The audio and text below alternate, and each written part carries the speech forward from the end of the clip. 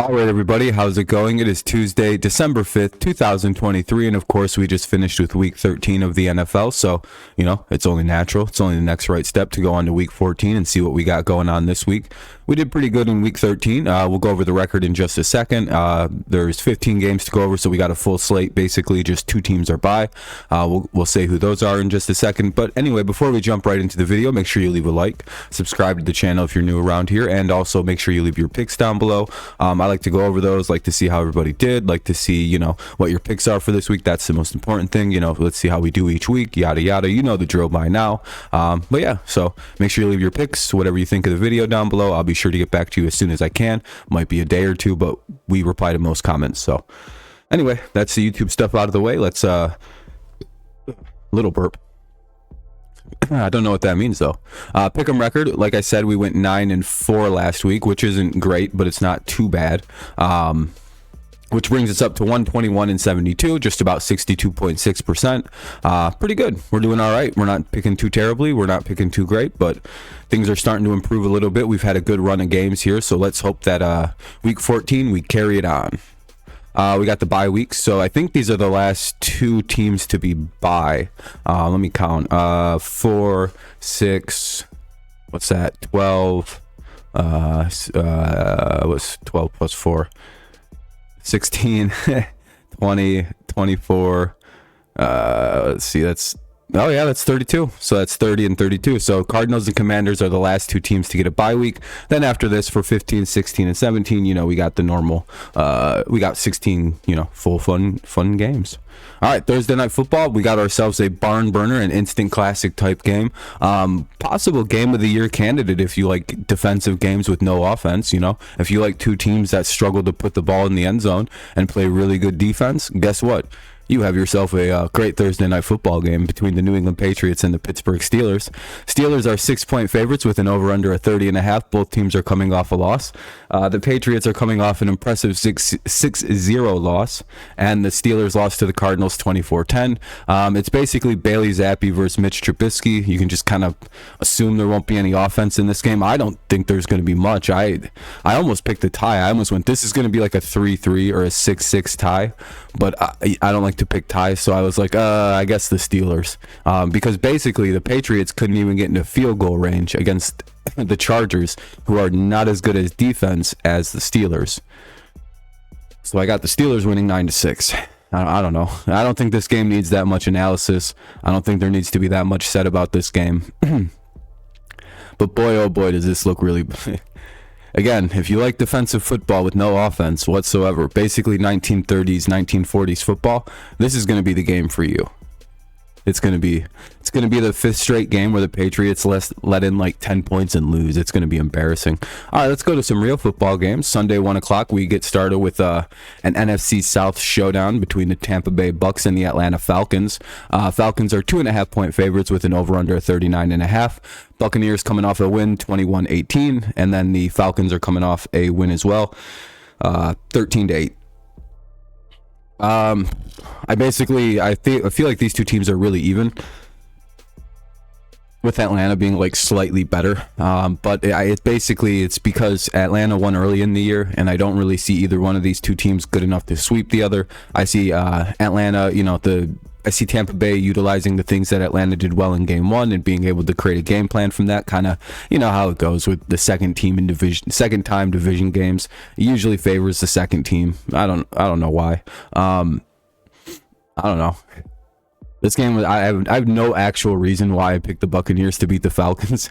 It's just basically I went, that feels like the Bucs are gonna win. Tampa isn't good, but neither is the Falcons. I don't know. I just like the Bucs to win this game. I think their defense will do quite a bit, and I don't know what Atlanta. I don't know. I don't care about that game.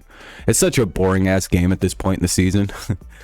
But it's like the thing about that game is it's for the NFC South, so there's like some like muscle behind it, but it's like but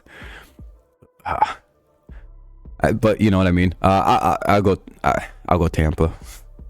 I know that's the worst introduction to a video. It's like, dude, well, I don't know. I'll do a fucking Tampa. Los Angeles Rams take on the Baltimore Ravens. The Rams are coming off a beating of the Browns 36-19, and the Ravens are coming off a bye, so they're well prepared at home. Ravens are 7.5-point favorites with an over-under of 42.5. I do like the Ravens to win this. I like them off a bye. I like them at home.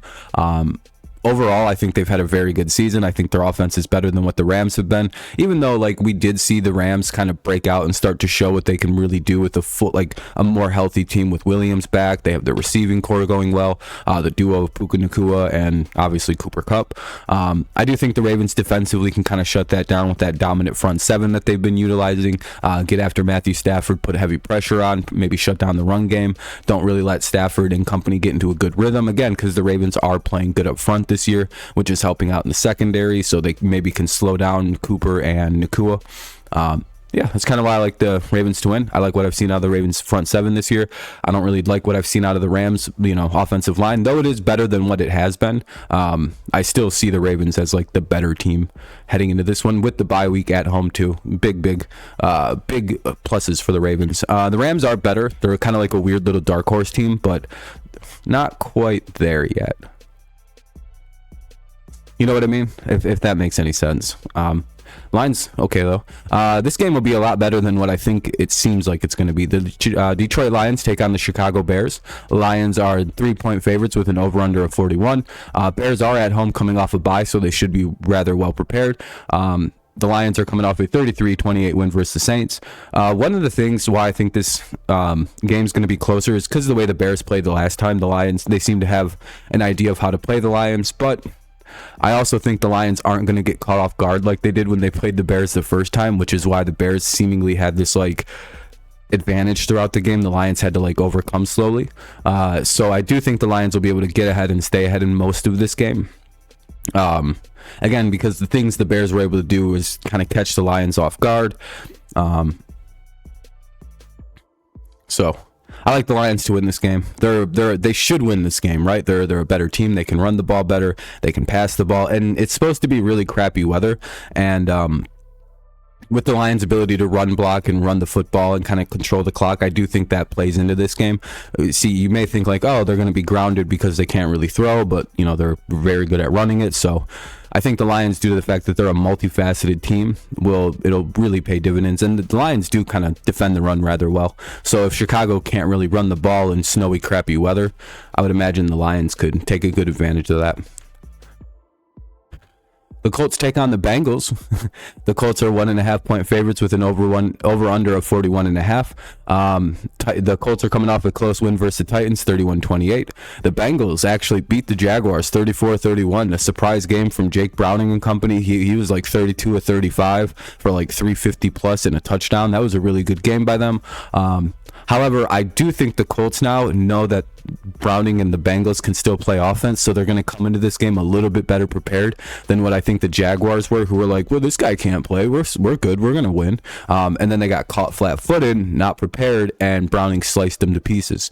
Now, I do think the Colts, maybe not as good a defense as the Jaguars, do have very smart coaching, and they're going to be able to take that game film, though it's very limited, and extrapolate something about how to play and possibly play against Browning.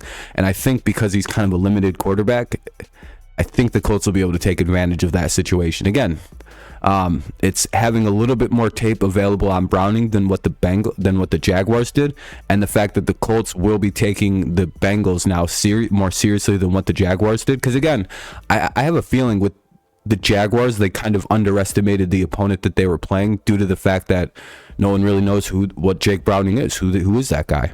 And now that the Colts know, he can play with the receivers they have, we have to take this game seriously, see if we can come up with a game plan. And I do think the Colts do that in this game. Yeah, that's kind of why I like the Colts to win.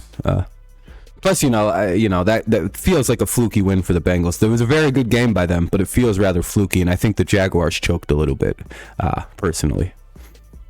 All right, speaking of choking.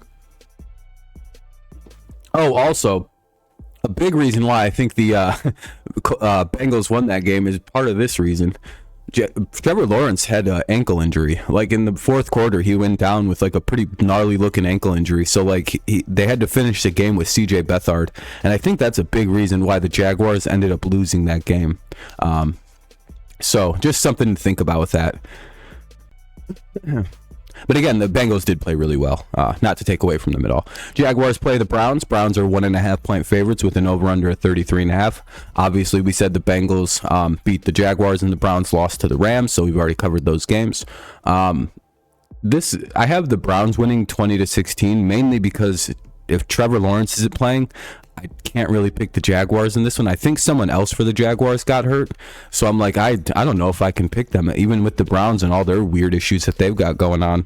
I'm going to have to go with the Browns, but I'm going to revisit this game on Saturday once we know more about like both situations, once everything's kind of cleared up with the Jags. Because again, CJ Beathard hurt his left wrist. Does that hold him out? What are they doing at quarterback? Is Rourke going to go? So I'm not really too sure, but I do think due to the quarterback situation, I'm leaning Browns.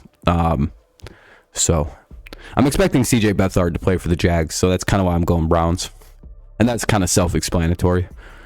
All right. The Panthers play the Saints. Saints are 5.5 point favorites with an over-under at 37.5. Could the Panthers win this game? Sure. Are they going to? Probably not. Let's move on. The Houston Texans take on the New York Jets. Texans are 6.5 point favorites with an over-under at 34.5. The Texans coming off a big win versus the Broncos, 22-17, in which they kind of picked it off and won late at the line, late in the end zone. Really, it was really good play at the end of the game. And the Jets lost 13-8 to the Falcons. We don't even know who's playing quarterback for the Jets. Zach Wilson's refusing to do it because he doesn't want to get hurt. I think Simeon is stinky, so they don't want to play him. Obviously, Tim Boyle sucks. So the Jets are in absolute quarterback hell right now. They have nobody that wants to play that position for them. Don't really blame them. Give me the Texans 21-13 because the Jets, probably the second or third worst offense in football behind the Patriots and Steelers. But boy, oh boy, nobody wants to play quarterback for that team right now.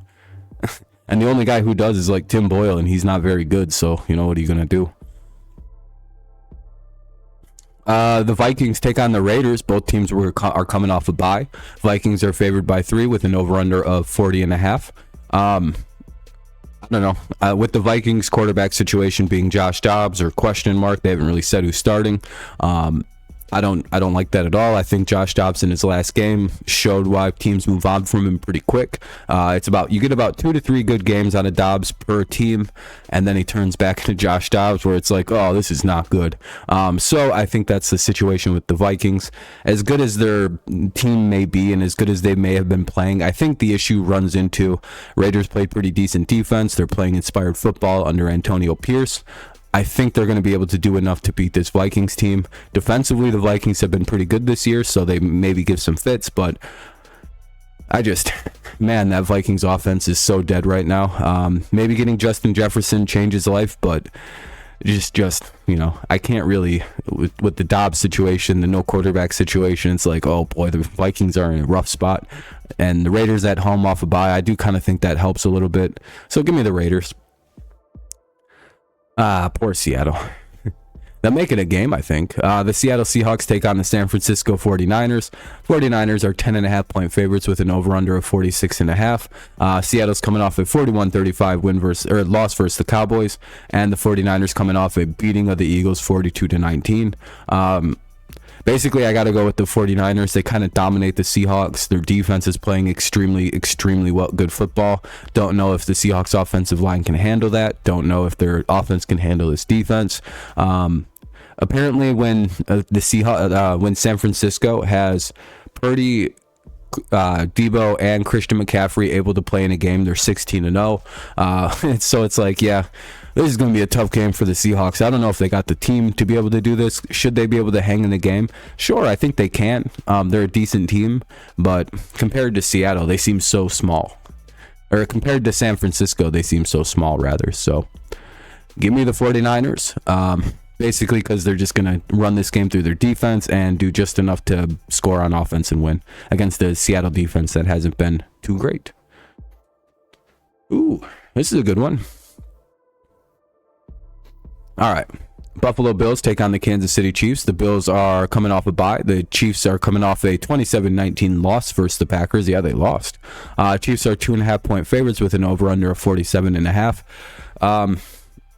I don't know. With Buffalo this year, it seems like the only really good team that they've been able to destroy was the Miami, correct? Otherwise, it's like their defense has been really shaky this year without Matt Milano. Their offense has been kind of inconsistent at times, but it's still pretty solid. I don't know. Kansas City's been playing decent defense. They finally slipped up against Jordan Love and the Packers. I like the Chiefs in this game, but I feel like I shouldn't be picking the Chiefs. I don't know. Mainly because I just don't like what I've seen out of Buffalo this year. I'm going with Kansas City. I wish I had better insight for this game.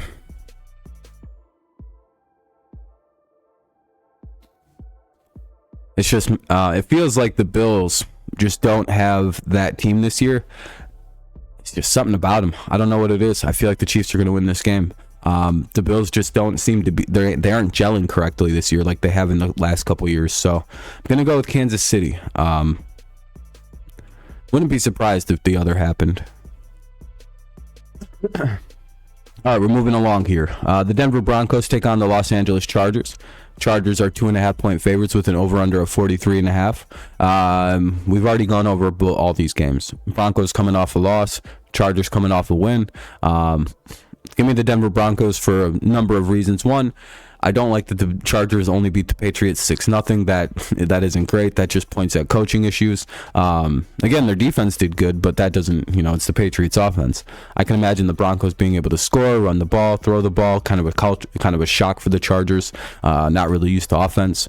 And then for the Broncos, I think defensively they can do a little bit against the Chargers, kind of keep them kind of shut down, kind of limited. I don't know. I like the Broncos to win. I like Sean Payton over Brandon Staley. I kind of want to see Brandon Staley get fired, so we're kind of hoping he loses. I don't know. I think the Broncos are just a better ran football team. Chargers are more talented. Broncos are better ran, and I think the Broncos win because of that. And as always, screw Brandon Staley. He stinks. All right, Sunday Night Football. Game of the week. The Philadelphia Eagles take on the Dallas Cowboys. Cowboys are actually favored by 3.5 with an over-under of 52. It's in Dallas. We've already gone over the games. Eagles coming off a bad loss. Cowboys coming off a win. Oh, man, my tummy hurts. So basically with this one, I'm going with the Eagles despite everything we just seen, right? I think the Eagles just seen their worst loss in a very long time, so I think they're going to come out refocused, re-put together, just kind of like re-dialed into the game of football, ready to go. They're up against their bitter division rival in the Cowboys. They know if they lose this game, suddenly the division becomes on the line, because that would put the Cowboys at 10-3 and the Eagles at 10-3 as well. That puts pressure on everything. So I can imagine the Eagles are going to have a renewed focus, renewed outlook for this game, a renewed focus, really. It seems like that could be a loss that it was such a bad loss that they could refocus and kind of regroup around that and rebuild their team and kind of realign their efforts, I guess, is a good word. For the Cowboys, giving up 35 to Seattle and only winning by 6 in a game that seems like they should have dominated is kind of a little alarming. I know that's garbage time, it's late time, and the Cowboys won that game, but I feel like if you're going to do that against a team like the Eagles, who are good at coming back, good at staying in games, you're going to run into some issues. And again, it's just, yeah, they finally were able to beat a good team in the Seahawks when they were 6-5, but it's like, boy, did that turn into like a weird struggle at the end. A very close game, despite Dallas doing all they could to dominate it. I don't know. It seems like in the first game, the Eagles did all they could to lose that game, and Dallas just couldn't put it away. So I'm wondering if the coaching and the players of the Cowboys just don't have enough to get past the Eagles. So I'm going with the Eagles, despite them losing terribly. I don't think they lose 2 in a row like that. I think they rebound and kind of refocus and kind of they're ready to play the Cowboys. Whereas like with the Cowboys, I still haven't really seen them get that like crazy good win against a good team. You know what I mean? It's like, yeah, they beat Seattle good, but it's like, is that impressive? I don't know. This could be the statement win the Cowboys need, but I'm going to be leading on the Eagles with this one. We have 2 Monday Night Football games, actually. Boy, that Cowboys-Eagles game's tough. The Tennessee Titans take on the Miami Dolphins. Dolphins are 13.5-point favorites with an over. Dude, the lines makers love to fuck the Titans and Seahawks with the craziest lines. The Dolphins are 13.5-point favorites with an over-under of 47. You're always seeing the Titans losing by like scores like this. I don't know. Give me the Dolphins 28-24. I'm not really moved by Will Levis and company. Defensively, I don't really know what they're going to do against the Dolphins. If they give up 31 to the Colts, I can imagine Miami having a field day. Yeah, Miami won their game against the Commanders. No one's really surprised about that. And then the Green Bay Packers take on the New York Giants. Packers are 6.5-point favorites with an over-under at 37.5. Giants coming off a bye. I like the Packers to win basically because, again, they're kind of renewed. They kind of found their stride. I think defensively, the Packers have been playing very good football, which will kind of lead to the shutout of the Giants, or at least the shutting down of the Giants' offense. Defensively, I do think the Giants will keep them kind of like in check, but again, I think the Packers have a little bit of the element of the unknown with Jordan Love, so it's kind of like, well, how do we stop them? Not really sure. So I like the Packers to kind of be able to win this game due to those things. I think, yeah, that's about that. All right, everybody. That about wraps it up for week 14 on the channel. We got that done down the drain, in the tubes, in the dumps, as they say, beaten, broken. We got week 14 done. All right, so that's pretty good. I hope you guys enjoyed the video. If you did, leave a like, subscribe to the channel if you're new here. Make sure you leave your picks down below with how you did this week, how you did last week, how you're doing this season, what your picks are for the week, what you think of the video, whatever you want to really add into the end of things. But all right, I think that's that. So thank you for listening. Hopefully you have a good rest of your day, night, morning, mid-afternoon, mid-evening, midday, nighttime, twilight, dusk, dawn, that time between. Actually, I don't have any weird times today. I'm sorry. I think we've covered all the weird times. I'll come up with something new soon. But either way, have a good one when you listen to this. I appreciate y'all. Thank you. Can't believe it's already week 14. What a sad realization. It's December. All right, guys, thank you so much for listening. I'll see you next time. Go Lions, go Tigers, and of course it's always go Patriots, even if they suck right now. Yeah, thank you for listening. I'll see you around. Bye-bye. All right, stop. Oh yeah, it's not voice activated.